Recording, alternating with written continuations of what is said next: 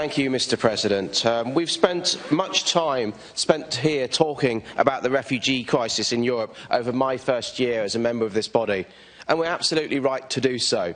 And I welcome the opportunity to discuss the matter again at future sessions. But what we're actually doing is working out how to manage the situation, not to solve it. And why is that? Because there's only one certain way of solving the Syrian refugee crisis, and that is to end the conflict in Syria. And so we move on to another difficult, complex problem, as we've heard from other speakers. The only way to end the conflict is a genuine and inclusive political settlement based on transition away from the Assad regime to a government representative of all Syrians and which will protect all Syrians' rights. The start of the Astana talks, as we've heard, showed the gulf of difference between the two sides and the size of the task ahead. We must hope for progress in the UN-mediated talks due to begin shortly.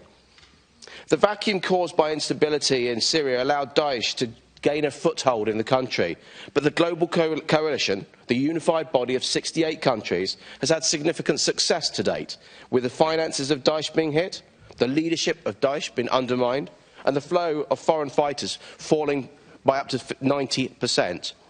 The coalition has worked well to reclaim territory held by Daesh, including much of the land bordering Turkey. Now, that area is crucial if we are to manage the movement of people displaced from their homes.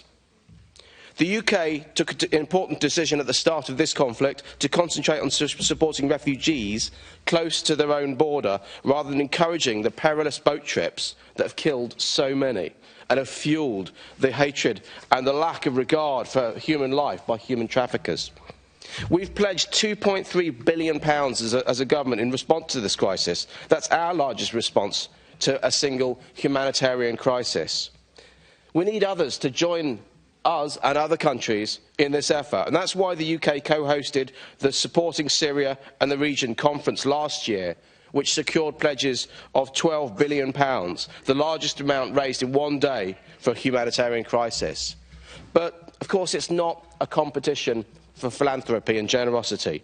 It's about how the money is spent, what outcomes there are to improve the daily lives of millions of people who are fleeing their homes, real people, not just statistics in a government report or a media story.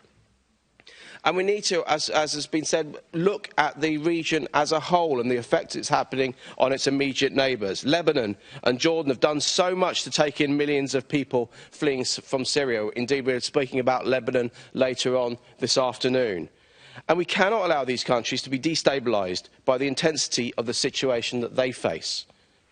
I know that the UK government commends Turkey, as I do, for its generosity in hosting 2.8 million Syrian refugees, its commitment reaffirmed in London to provide education for all school-aged Syrian children, and its role in helping to secure a ceasefire, however fragile that is at the moment. I hope that Turkey will actually open more boarding crosses into Syria for humanitarian assistance as we seek to regain that land around on the Syrian side. And in tackling Syria, we must also do, as I say, whatever possible to ensure the stability of the region as a whole. And in doing so, maybe finally we can help take a massive step in solving, not managing, the refugee crisis here in Europe.